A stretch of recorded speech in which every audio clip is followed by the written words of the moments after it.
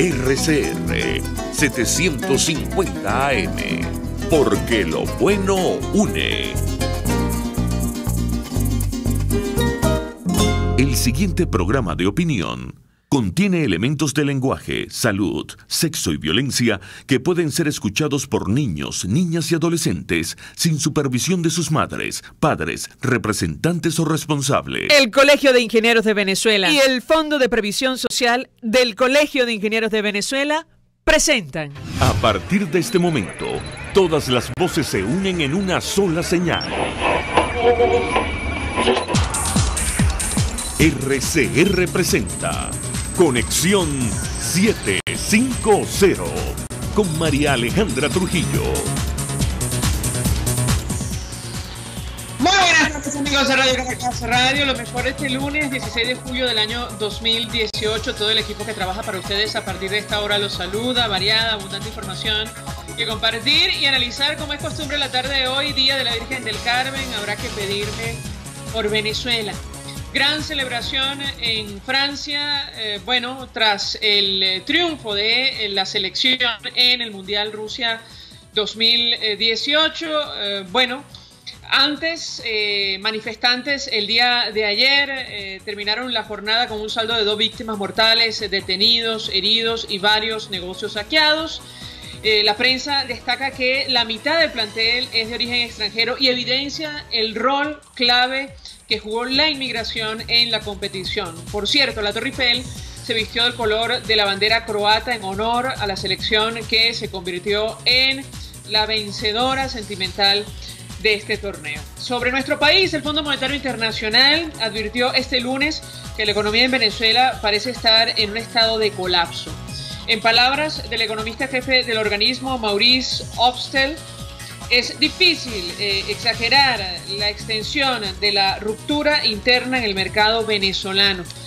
Las previsiones, son que en los próximos años una contracción de 2 dígitos en el PIB la veremos en Venezuela, sumada a una hiperinflación que se equiparará, atención, solamente a la de Zimbabue y el periodo entre las 2 guerras mundiales. A las 5:30 hablaremos ampliamente de este tema. Y la fracción 16 de julio conmemoró en la Asamblea Nacional la consulta que hoy hace un año convocó a más de 7 millones de venezolanos que decidieron rechazar la constituyente comunal, demandar a la Fuerza Armada cumplir la Constitución y la celebración de elecciones libres y transparentes en nuestro país.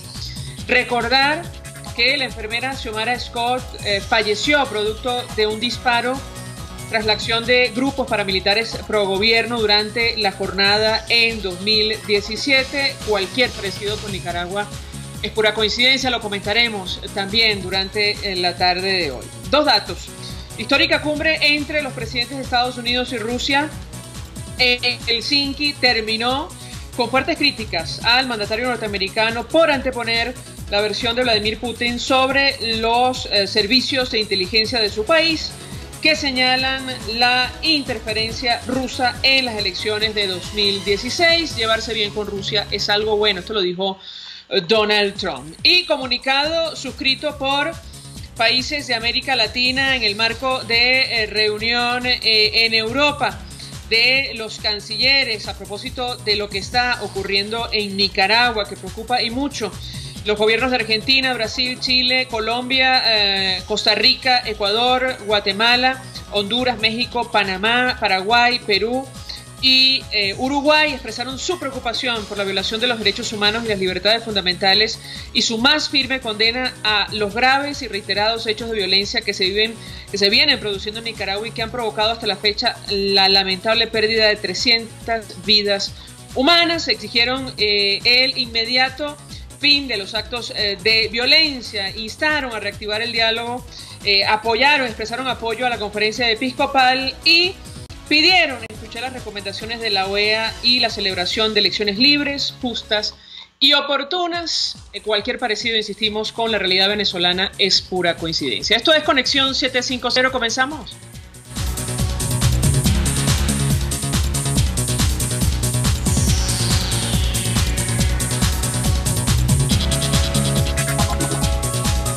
¿Qué está pasando en este país? Y saludamos en línea telefónica a la diputada por el Estado de Aragua, dirigente de la Causa R, presidenta de la Comisión de Familia, Mariela Magallanes. Gracias por atendernos. Muy buenos días. Hola, María Alejandra, buenas tardes. No, para mí un honor siempre la invitación. Gracias. Perdón, muy buenas tardes. Mucho interés, diputada, de conocer los detalles de su participación en esta actividad de la fracción 16 de julio en la Asamblea Nacional. En principio, saber si su asistencia a este acto responde a una posición personal o de su organización. La escuchamos. No, la participación nuestra, no estaba yo sola, estaba el diputado Arnoldo Benítez.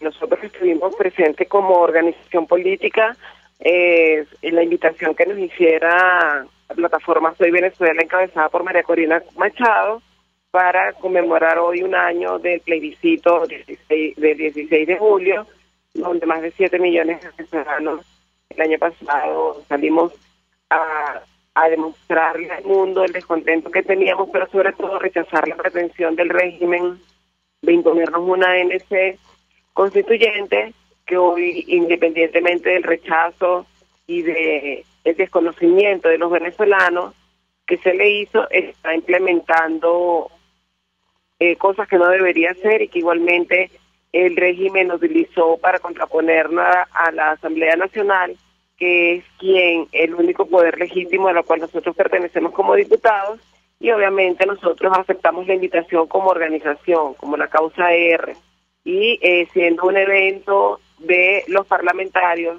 de la fracción 16 de julio, aceptamos la invitación, más allá de que nosotros somos de la Causa R, seguimos en nuestro trabajo parlamentario y seguimos siendo o sea, hacemos el trabajo que tenemos que hacer, pero aceptamos la invitación de Soy Venezuela. Ahora, diputada, ¿por qué ha sido, en su opinión, imposible que se dé cumplimiento a lo que se firmó hace un año y que contó con el apoyo de más de 7 millones de venezolanos? Bueno, María Alejandra, hay cosas que se han hecho y otras cosas que se han demorado, e igualmente el gobierno se ha implementado sabiendo nosotros todos al régimen que nosotros enfrentamos. Yo reivindico la Asamblea Nacional, yo soy una defensora de la institución y sí considero que de alguna manera nosotros estamos en deuda con los venezolanos, pero hemos trabajado en función de salir del régimen. El hecho de que el año pasado nosotros hicimos el plebiscito y que hoy el venezolano percibe que la responsable de que aún Maduro esté allí en el gobierno se lo achacan a la Asamblea Nacional, precisamente porque él percibe que no hemos cumplido con el mandato. Sin embargo, nosotros escogimos a los magistrados que hoy están en el exilio.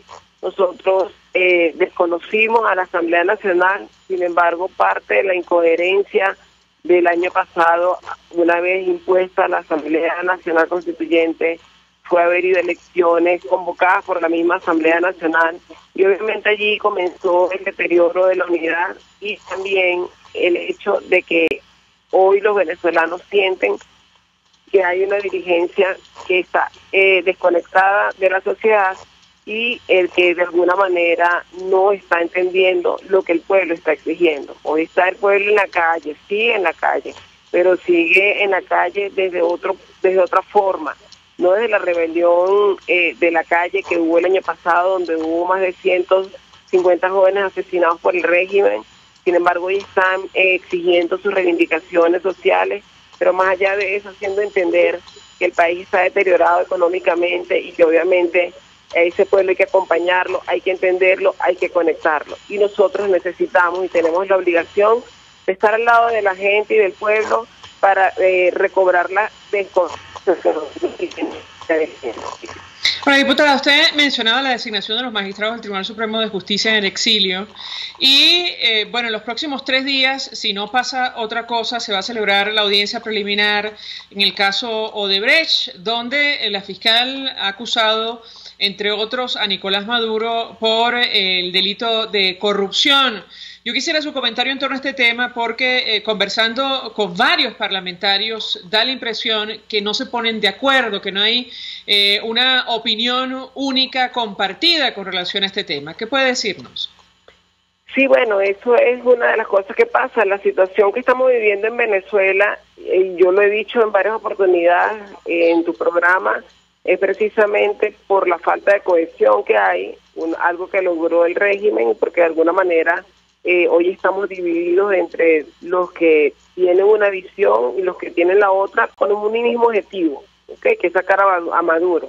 Sin embargo, el hecho de que hoy la fiscal que está en el exilio exige al tribunal abrir, o sea, no exige, introduce ante el TSJ la necesidad de la investigación para poder definir la corrupción y poder demostrar que Nicolás Maduro es un corrupto y que aparte de eso, Odebrecht, que es un caso a nivel mundial, que ha tocado muchos gobiernos de Latinoamérica sobre todo, pero que se ha demostrado la gran corrupción que significó con la compra de conciencia de todo.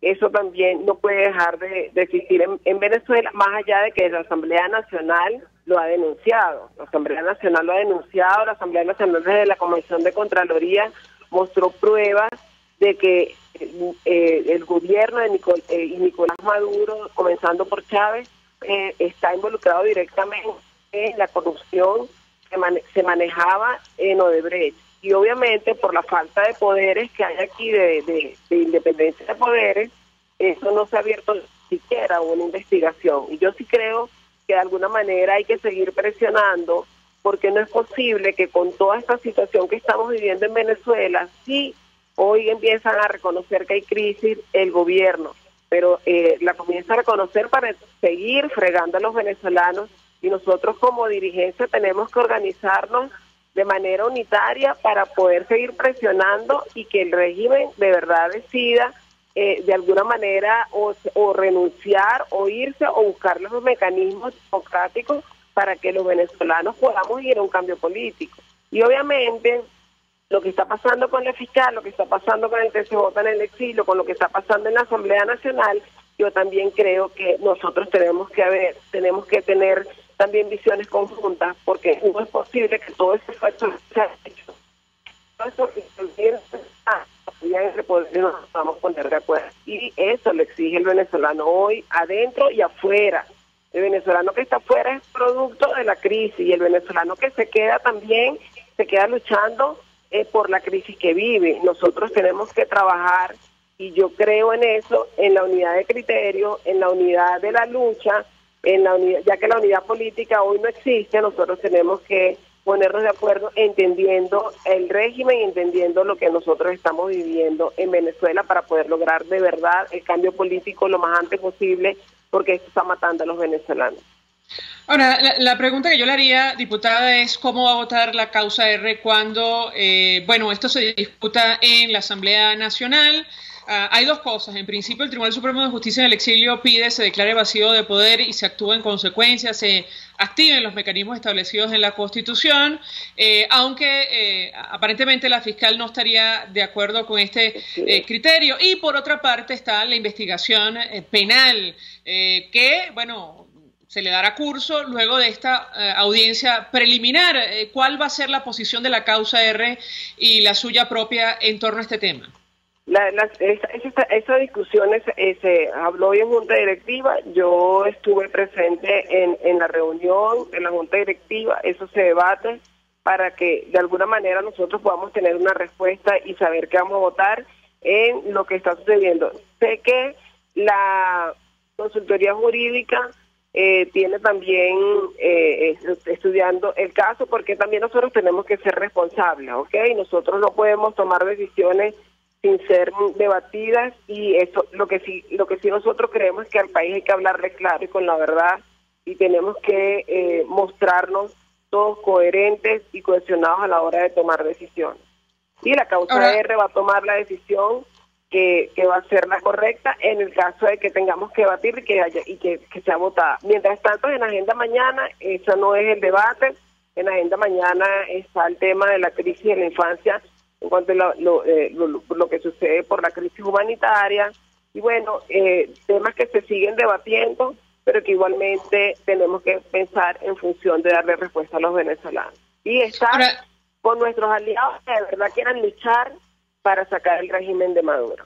Ahora, está la discusión jurídica, diputada, pero también está la discusión política. Quizás lo que no entendemos en el caso de algunos parlamentarios con los que hemos conversado es que aprobaran con 105 votos a favor y 2 en contra del PSUV, que se vio obligado a asistir a esa sesión, el antejuicio de mérito, y en este momento se estén pensando, darle un espaldarazo a esta investigación que está en curso. Yo quisiera su comentario.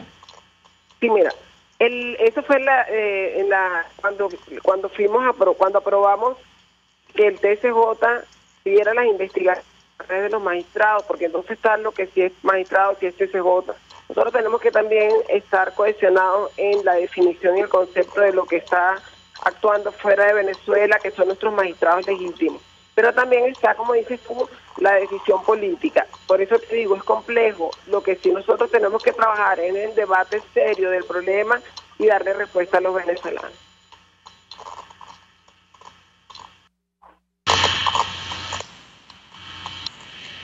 Sí, no tenemos allí, no escuchamos a la diputada, no sé si continúa con nosotros, diputada Magallanes, pero en todo caso yo le preguntaría, a propósito de lo que usted dice, de acompañar a los ciudadanos en la calle antes de hacer la pausa para ir a publicidad. Otra pregunta que muchos ciudadanos se hacen y a la cual la dirigencia no tiene respuesta es por qué no se ha activado la oposición en el caso concreto de lo que está ocurriendo, por ejemplo, en el Zulia, una situación inclemente, indescriptible de unos ciudadanos que, están obligados a vivir sin servicio eléctrico y en medio de altas temperaturas. ¿Qué puede comentarnos? Bueno, eso es lo que está viviendo el país y es donde nosotros como dirigentes tenemos que entender el momento que estamos viviendo. Si hemos denunciado el colapso, si hemos denunciado a dónde vamos, si lo vivimos todos los días y nosotros tenemos que tener estrategias para poder conectarnos con la gente. Cuando nosotros hablamos desde la causa R, la convocatoria de un paro nacional no es un paro simplemente por un paro,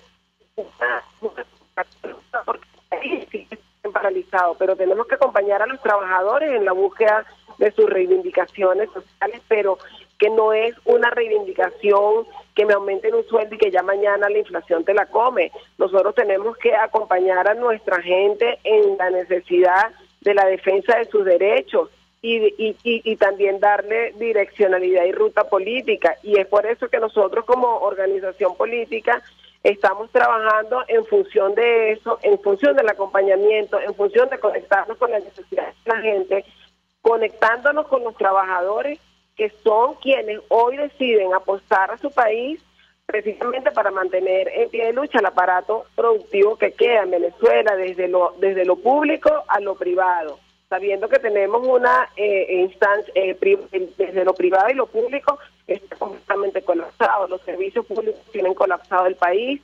Imagínate, conectarme nada más contigo en esta llamada telefónica cuesta muchísimo, se están robando los cables de los teléfonos, la internet no funciona, la luz se va y el gobierno no da respuesta. Nosotros tenemos que exigirle al responsable de esta desgracia que también asuma la posición, que asuma la responsabilidad, que dé respuesta a los ciudadanos que hoy están sufriendo y que todo el colapso depende también de que el gobierno no solamente reconozca que está colapsado por la corrupción, porque se robaron los reales, porque no hay mantenimiento, porque no es posible que nosotros estamos viviendo esto y vemos un gobierno más bien que se está pretendiendo quedar en el poder, trabajando en función de desviarnos del tema y una dirigencia política también desconectada de la sociedad. Y eso no nos están cobrando, lo dicen las encuestas y nosotros tenemos que trabajar en función de eso. Si no comprendemos el momento o no lo queremos comprender, que es evidente, por supuesto la ciudadanía nos va a pasar por encima,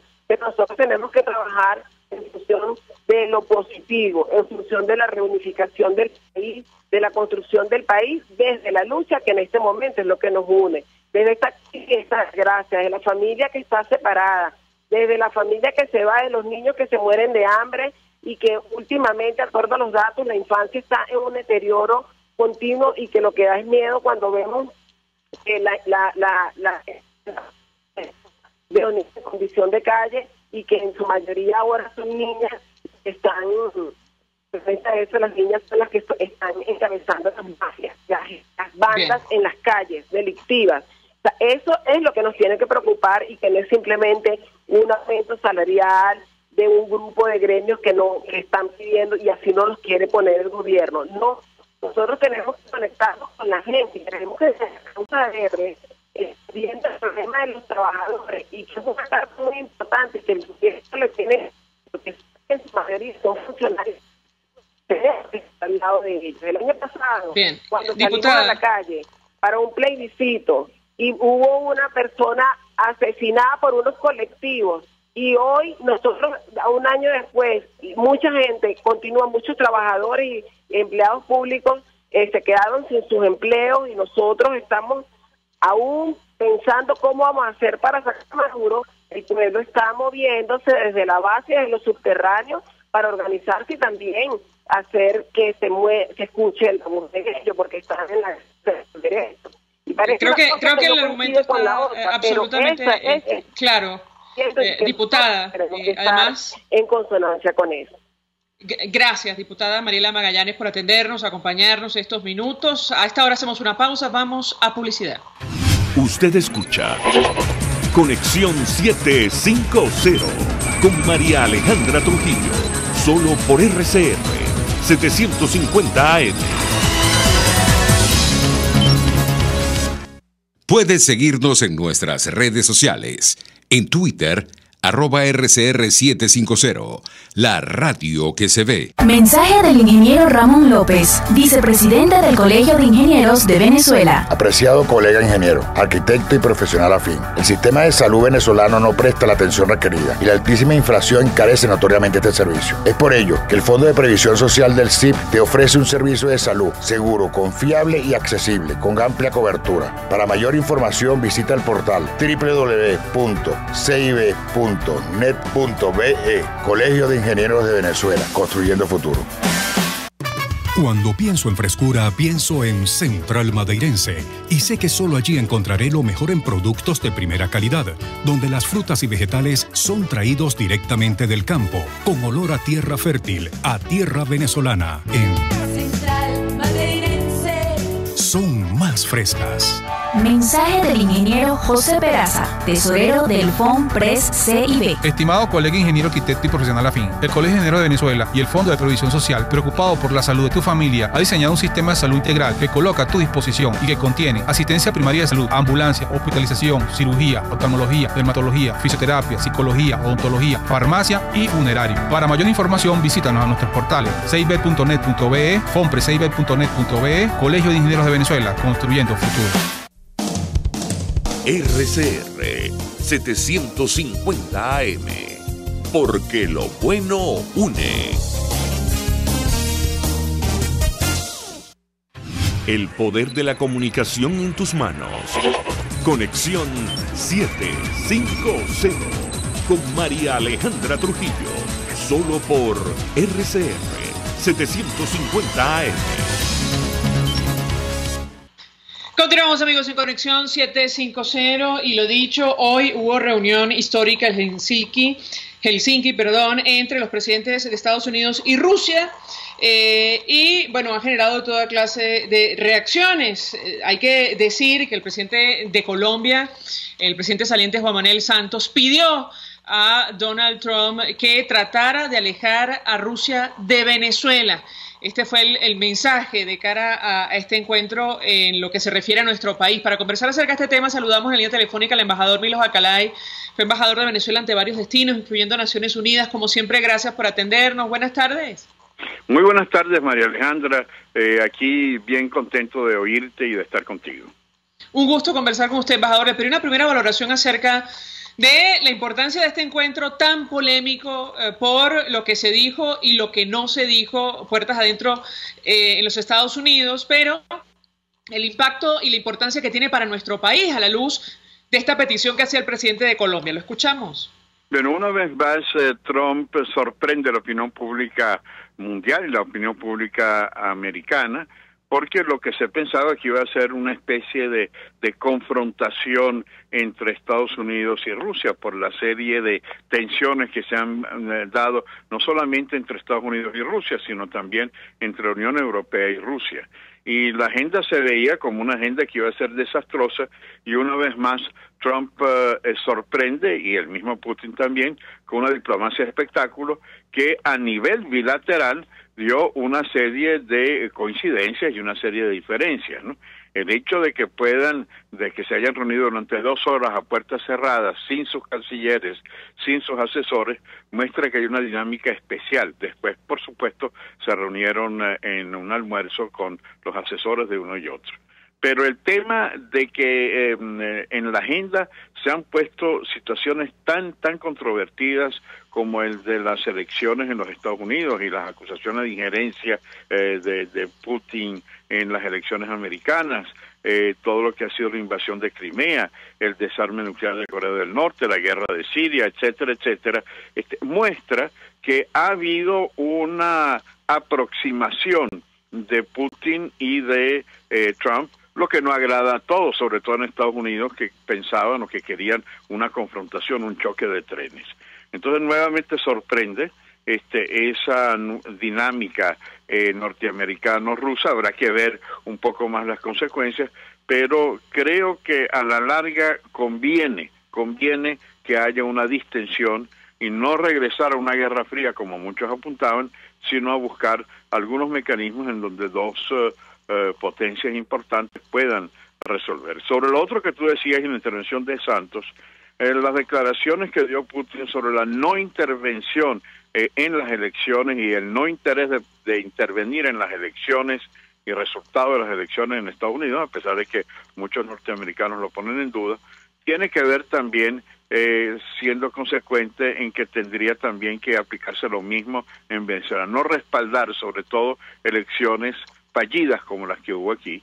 Eso es un paso importante dentro de lo que Santos le pidió al presidente Putin. O sea que habrán repercusiones, muchas críticas, muchas polémicas, pero yo creo que es un paso importante. No es el retorno a la Guerra Fría, sino la búsqueda de mecanismos con todas las diferencias, porque no es que se van a borrar las diferencias, pero creo que ha sido con un estilo muy peculiar, que es el que tiene Trump, y con un Putin que ha cedido ante la presencia de Trump.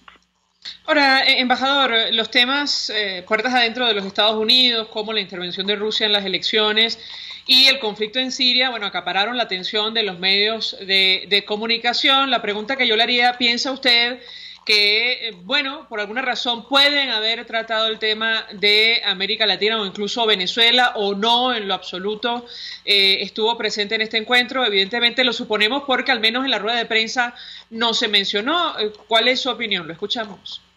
Sí, mira, es muy difícil. Todo lo que podamos decir es especular, no solamente especular sobre el tema de Venezuela en la opinión pública, sino que fueron 2 horas de diálogo en donde nadie sabe sino Putin y Trump.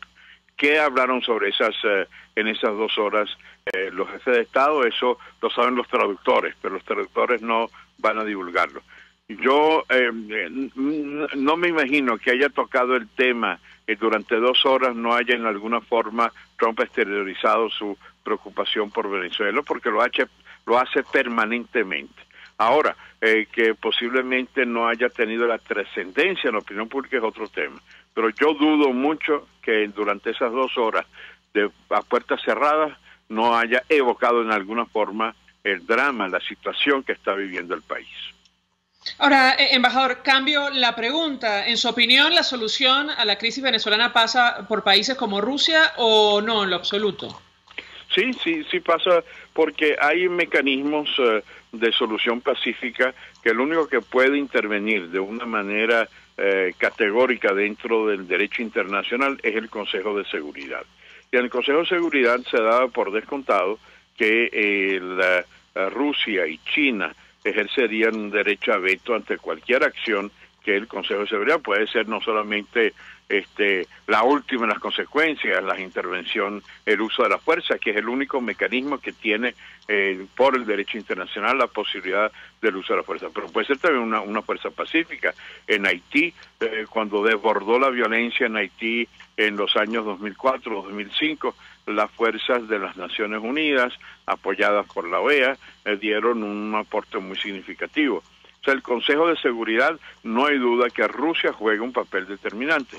Pero además de eso, el ámbito de las relaciones internacionales, la agenda, no puede ser solamente en la agenda mundial el tratar el tema de Siria o tratar el tema de Corea del Norte. Sin lugar a dudas, la preocupación que ha expresado el presidente Trump en relación a Venezuela, en relación a América Latina, es ciertamente debe haber figurado, y es muy importante esa vocería del hemisferio en el ámbito planetario. Finalmente, embajador, se celebra en Colombia la Cumbre de la Concordia. Hoy le tocó el turno al presidente Santos, mañana le va a tocar al presidente electo Iván Duque, quien ha expresado su intención de cercar diplomáticamente a Venezuela. Yo quisiera su comentario al respecto y la renuncia del embajador de nuestro país en Colombia. ¿Lo escuchamos? Sí, yo creo que es una especie de fuga en adelante del embajador, porque Duque ha dicho claramente que en las relaciones con Venezuela no iba a designar un embajador en Venezuela, de manera que no sé si es con autorización de Miraflores o será que el embajador tomó, lo lógico hubiera sido esperar que sea el gobierno venezolano que asumiera una posición, y él toma esto como si fuera una posición personal de él frente al uribismo, y eso no a nivel de las relaciones de Estado no es él el que debe valorarlo, sino que tiene que ser la Cancillería, o tendría que ser en todo caso el señor Maduro, de manera que a mí me parece como medio desequilibrada. No es la posición de un embajador el que debe hacerlo, sino una posición de Estado, es una posición de gobierno. Pero bueno, él se va anticipándose a lo que debe venir. La posición de Duque va a ser una posición más fuerte que la de Santos, pero en la misma línea del Estado colombiano, porque Santos también ha sido muy categórico. Parte de lo que tú señalabas, que se dirigió a Putin para que se tratara, evidente, o en la relación Trump-Putin, se tratara el tema de Venezuela. Duque ciertamente va a tener una línea dura, no solamente como jefe de Estado, también como senador, antes de inclusive pensar en que iba a ser presidente, junto con los parlamentarios chilenos y otros colombianos, recorría al Tribunal Penal Internacional. De manera que si lo hizo como parlamentario, con más razón ahora que dirigirá la diplomacia colombiana. Y por otra parte, yo veo que eso entrará dentro del ámbito multilateral, dentro de las acciones que países que están en el Grupo de Lima han venido realizando, y que ahora se sumará una nueva voz más vehemente, más dinámica en el ámbito de una solución multilateral al tema venezolano.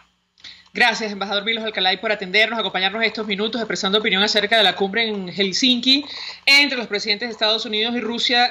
No solo el presidente Santos, ya el presidente Mauricio Macri de Argentina planteó sus críticas directamente a Putin sobre Venezuela, lo que él contestó con silencio, como publicó en su momento la prensa argentina. A esta hora hacemos una pausa, vamos a publicidad. Estás en sintonía de Conexión 750, solo por RCR 750 AM. Puedes seguir nuestra programación a través de rcr.tv, la radio que se ve. Mensaje del ingeniero Enzo Betancourt, presidente del Colegio de Ingenieros de Venezuela. Estimados colegas, ingenieros, arquitectos y profesionales afines, el hombre es del tamaño de sus dificultades y siempre será capaz de vencerlo. En el año 2018 debemos trabajar para construir el país que nos merecemos todos los venezolanos. Siempre un paso adelante. Visita nuestro portal www.cib.net.be. Colegio de Ingenieros de Venezuela, construyendo futuro. Provea y Redesayuda te invitan a Música por Medicinas, un evento para intercambiar discos nuevos y usados por medicamentos vigentes. Música en vivo a cargo de Agente Extraño, Hilde Fox y Onyx. Lleva medicinas vigentes y te las cambiamos por discos compactos o de vinilo. Entrada libre este sábado 21 de julio de 2018 desde las 2 de la tarde en la Sala Cabrujas de Chacao.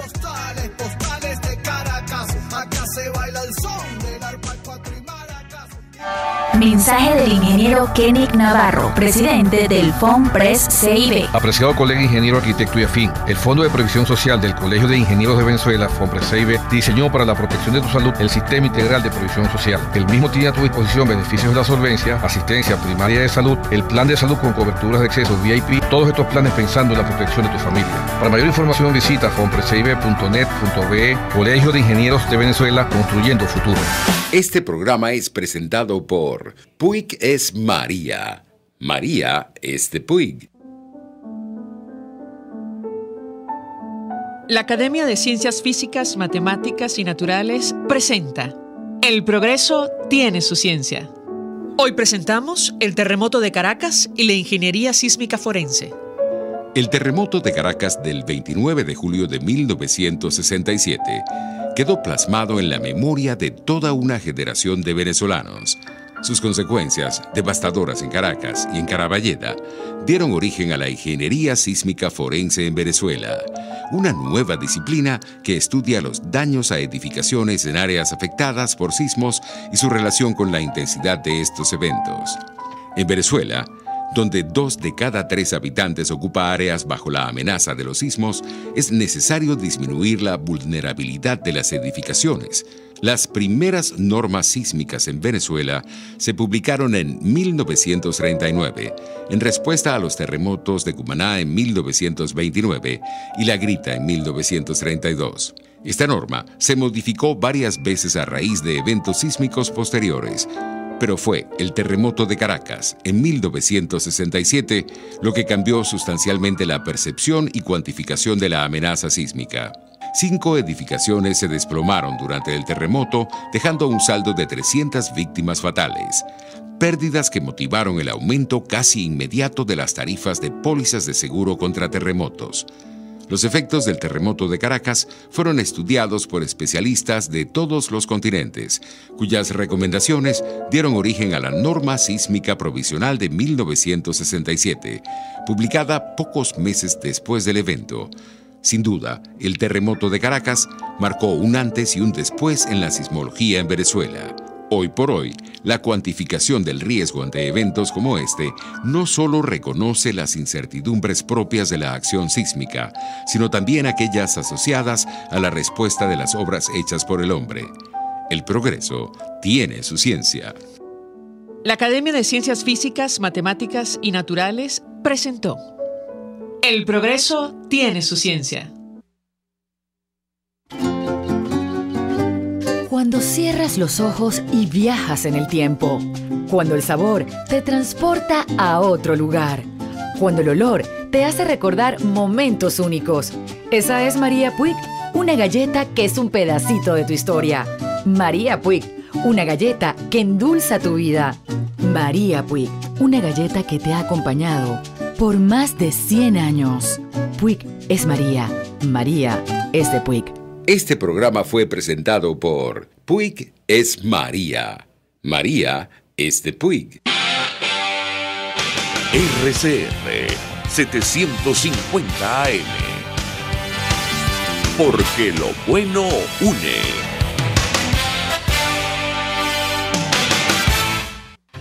María Alejandra Trujillo te acompaña en Conexión 750. Solo por RCR 750 AM. Claro y raspado.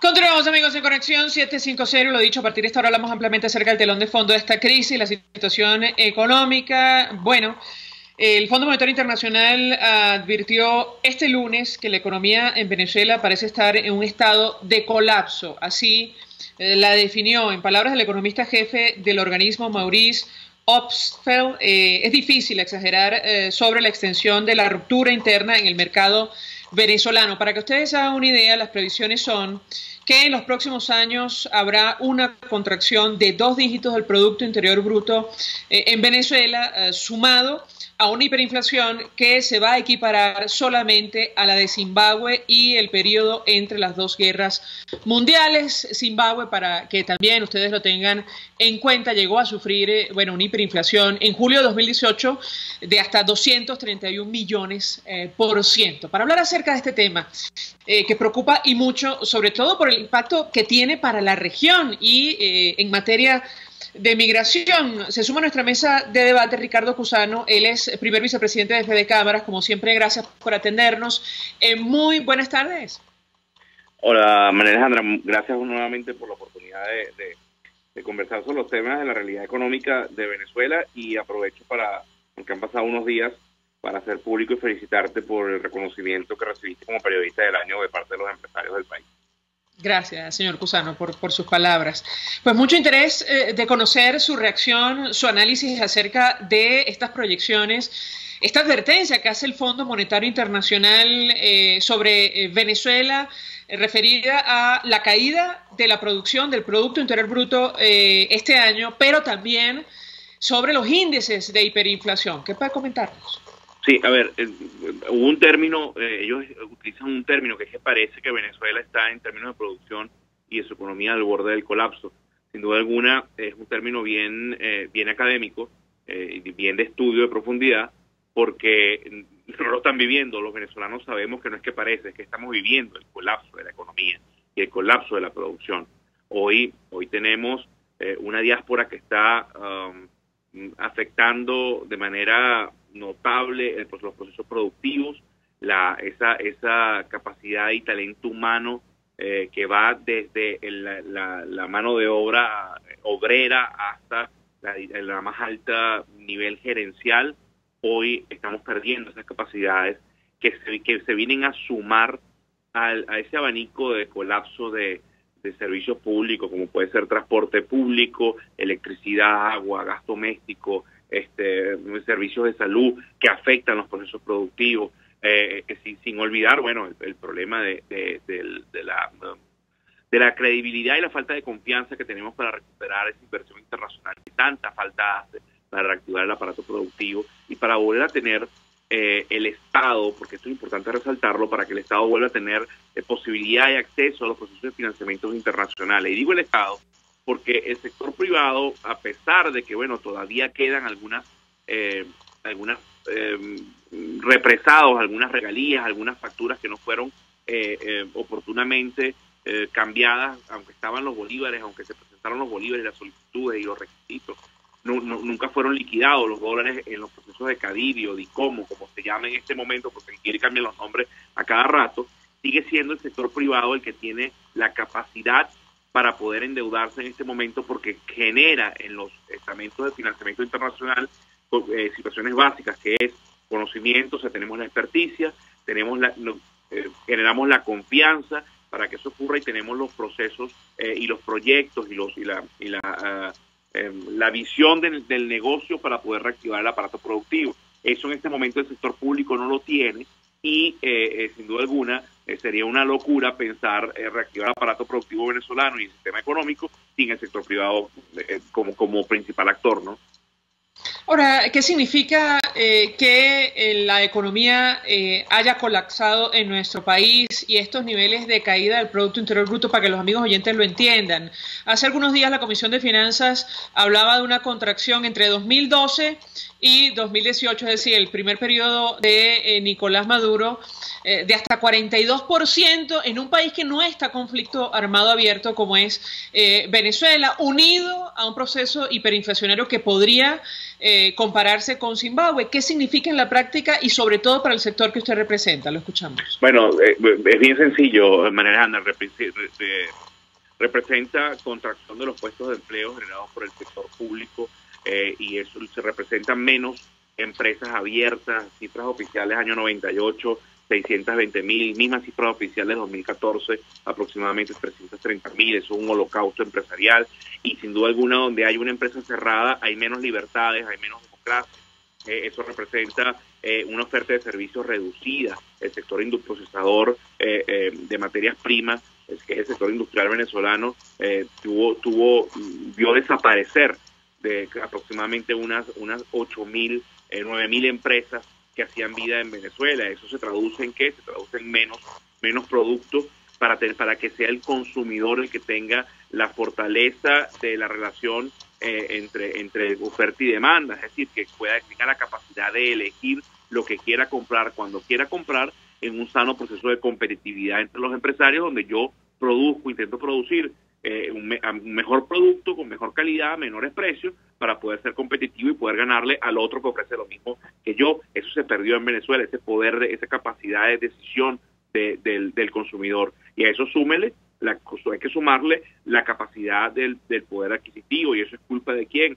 Culpa de un banco central que sigue financiando el déficit fiscal, es decir, sigue financiando el excesivo gasto del gobierno, del Estado, contra una recaudación fiscal que se ve disminuida, porque hay menos empresas que aportan, y se ve disminuida por esa obcecada visión de no darle ingreso a la inversión internacional en productiva en el área petrolera, y se ve disminuida porque hoy PDVSA produce menos petróleo, en consecuencia vende menos petróleo y en consecuencia menos divisas, para poder además seguir importando los productos que Venezuela no produce y que nunca producirá, porque hay unos rubros que nunca se han hecho aquí ni se harán jamás. Entonces, lo que vemos eso se traduce en precariedad en la calidad de vida de los venezolanos, y precariedad y la búsqueda de subsanar y de superar ese obstáculo de precariedad en fronteras, en el extranjero, y por eso la gente la estamos viendo yéndose a pie desde cualquier ciudad del país, aspirando a llegar a cualquier país que lo reciba, a pesar de una condición ilegal, pero donde puedan por lo menos producir para construirse un sueño, un futuro y mantener a su familia, ¿no? Ahora, en este contexto de colapso económico, hay dirigentes políticos que promueven una paralización general como una medida de presión al gobierno. ¿Cuál es la posición de Fedecámaras en torno a iniciativas de esta naturaleza, en primer lugar? ¿Y en qué contexto se puede poner en marcha una reconversión monetaria con estos índices de hiperinflación? Lo escuchamos. A ver, la reconversión monetaria sin duda alguna es necesaria en este momento, porque la verdad es que ya el cono monetario que actualmente está en vigencia en Venezuela se hizo insuficiente. Pero si ese cono monetario, si le insertamos nuevos billetes a la economía, con unos nuevos valores, con menos ceros y con nuevas figuras y colores, si no se toman las medidas para proteger la capacidad económica de ese billete, bueno, va a ser insuficiente. Y eso es lo que hoy nos preocupa. Hoy pareciera que ya también esos 3 ceros no van a servir de nada quitárselo. Habría que pensar en una mayor cantidad de ceros, pero de la mano de políticas monetarias, políticas fiscales y políticas cambiarias que verdaderamente le den protección a ese nuevo cono monetario. En referencia a lo del paro, ya nosotros en otras oportunidades hemos dicho que apoyamos cualquier iniciativa que venga de la sociedad civil, sencillamente en el libre albedrío de cada quien. Nosotros como empresarios hoy, de tener la poca empresa que está activa, sin duda alguna, y viendo además que el venezolano vive del diarismo, los problemas no son convocatorias a paros. El país está parado en su proceso productivo. Lo importante es que cualquier medida que desde los factores políticos vengan, tengan las estrategias adecuadas para reactivar el aparato productivo sobre la base de un cambio de modelo político, para que la economía fluya y en consecuencia tengamos un mejor bienestar social. Esto no es sencillamente cantos de sirena, proponer por proponer. Venezuela requiere un gran consenso de lo que debe ser el futuro de un proceso de transición político para lograr esa estabilidad económica, y eso pasa por la unidad de visión, no solo del mundo político, sino el académico, el mundo de los trabajadores, el mundo de los empresarios, y, por qué no decirlo, en ese mundo político, en lo variopinto y lo multicolor que va desde la oposición hasta el oficialismo, porque hay una realidad de que hoy en Venezuela, los pocos que estamos quedando, todavía algunos son afectos a procesos que hay que tomar en consideración para poder construir ese verdadero consenso, porque más conflictividad en este momento lo que va a generar sin duda alguna es un mayor deterioro de la actividad económica. Gracias, Ricardo Cusano, como siempre, por atendernos, acompañarnos. Primer vicepresidente de Fedecámaras. Vamos a la pausa, a regreso más. Escuchamos Conexión 750. Solo por RCR 750 AM. Sintonícenos a través de Periscope, @RCR750, la radio que se ve. Mensaje del ingeniero Ramón López, vicepresidente del Colegio de Ingenieros de Venezuela. Apreciado colega ingeniero, arquitecto y profesional afín, el sistema de salud venezolano no presta la atención requerida y la altísima inflación encarece notoriamente este servicio. Es por ello que el Fondo de Previsión Social del CIP te ofrece un servicio de salud seguro, confiable y accesible, con amplia cobertura. Para mayor información visita el portal www.cib.net.be. Colegio de Ingenieros de Venezuela, construyendo futuro. En carnavales, Semana Santa, vacaciones escolares y navideñas, aprovecha las promociones y ofertas de Cauchera Fran Luis en RIN 13, 14, 15, 16, 17 y para camiones en cauchos nacionales e importados a precios insuperables. Final Avenida Baral, pasando la estación de servicio y al lado del banco. Teléfono 0416-607-6406. Cauchera Fran Luis, tu mejor opción. Mensaje del ingeniero José Peraza, tesorero del FONPRES CIB. Estimado colega ingeniero, arquitecto y profesional afín, el Colegio de Ingenieros de Venezuela y el Fondo de Previsión Social, preocupado por la salud de tu familia, ha diseñado un sistema de salud integral que coloca a tu disposición y que contiene asistencia primaria de salud, ambulancia, hospitalización, cirugía, oftalmología, dermatología, fisioterapia, psicología, odontología, farmacia y funerario. Para mayor información, visítanos a nuestros portales cib.net.be, fonprescib.net.be, Colegio de Ingenieros de Venezuela, construyendo futuro. RCR 750 AM, porque lo bueno une. El poder de la comunicación en tus manos. Conexión 750 con María Alejandra Trujillo, solo por RCR 750 AM. Continuamos, amigos, en Conexión 750. Comento mensajes, además información de interés al cierre. Reacción de la Iglesia Católica en Nicaragua a lo que está ocurriendo en ese país. Obispo Silvio Báez aseguró que la Iglesia no va a pactar con nadie. Esto lo dice la prensa de Nicaragua. Conferencia Episcopal se mantendrá como mediadora del diálogo nacional pese a las críticas del orteguismo, pese a las agresiones también. El obispo auxiliar de la Arquidiócesis de Managua, Monseñor Silvio Báez, afirmó que a pesar de los ataques verbales y físicos a los obispos, sacerdotes y templos de Iglesia Católica de parte de simpatizantes gubernamentales, los religiosos seguirán en su papel de mediadores del diálogo nacional porque siguen creyendo que es la vía para lograr una salida pacífica a la crisis en Nicaragua. No vamos a pactar con nadie, no nos mueve ninguna ideología, no tenemos ningún interés económico, lo único que tenemos es, en nombre de Jesús y de la Iglesia, ayudar a Nicaragua a que sea mejor. Son declaraciones a propósito de lo que está ocurriendo en ese país. Y comento algún mensaje que nos llegan a través de las redes sociales a propósito de los pensionados de PDVSA. Iskandar nos dice: sobrevivientes de PDVSA y Pequiven, jubilados, trabajadores, incorpórate a la lucha por el rescate de la defensa del fondo de pensiones. Usted recuerda el caso Villaramendi. Bueno, a eso hace referencia este llamado. Nosotros nos despedimos, lo hacemos a nombre de Jaime Nestares de la Dirección General de la Estación, en la gerencia de producción Willy Charcaya, en la producción Selene Pérez, en la asistencia Luis Vargas, en los controles Eduardo Llanes, quien tuvo el inmenso placer de acompañarles, María Alejandra Trujillo. Los dejamos con la entrevista. El Colegio de Ingenieros de Venezuela y el Fondo de Previsión Social del Colegio de Ingenieros de Venezuela presentaron. RCR presentó Conexión 750.